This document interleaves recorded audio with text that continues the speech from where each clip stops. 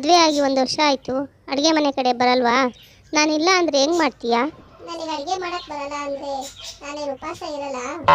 ಸ್ವಿಗ್ಗಿ ಜೊಮ್ಯಾಟೊ ಮಾಡಿ ತಿಂತೀನಿ. ಕಲ್ತ್ರೆ ಸತ್ತೋಗ್ತೀಯಾ? ಯೂಟ್ಯೂಬ್ ನೋಡಿ ಕಲಿಬೋದು. ಓ, ಈ ಪೀಳಿಗೆ ಯೂಟ್ಯೂಬ್ ನಂಬಿ ಬದುಕೋದಾ?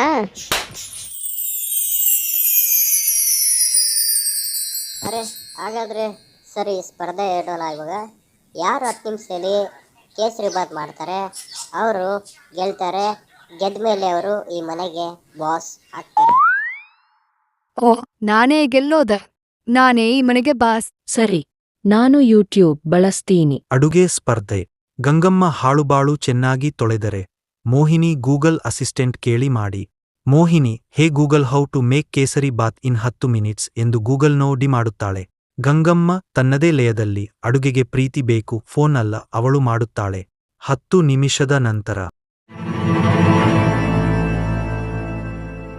ಇವಾಗ ನಾವು ರಿಸಲ್ಟ್ ನೋಡೋ ಸಮಯ.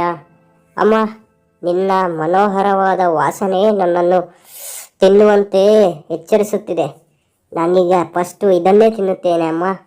ವಾವ್, ಪರಿಪೂರ್ಣವಾದ ರುಚಿ ಅಮ್ಮ. ಮೋಹಿನಿ, ನಿನ್ನ ಬಾತ್ ಹೊಸ ಸ್ಟೈಲ್ ಥರ ಇದೆ. ಇದನ್ನು ಕೂಡ ತುಂಬ ಆಕರ್ಷಣೆಯಾಗಿದೆ. ನಾನು ಇದನ್ನು ಬಿಡಲ್ಲ, ತಿನ್ನುತ್ತೇನೆ. ವಾವ್, ಇವೆರಡು ಕೂಡ ಸೂಪರ್ ಆಗಿದೆ. ಗಂಗಮ್ಮ ಫೋಟೋ ಕಳಿಸುವುದೆಂದು ಮೊಬೈಲ್ ಹಿಡಿದುಕೊಂಡಿದ್ದಾಳೆ. ಅತ್ತೆ, ನೀನೇ ಮೊಬೈಲ್ ಬಳಸ್ತೀಯಾ?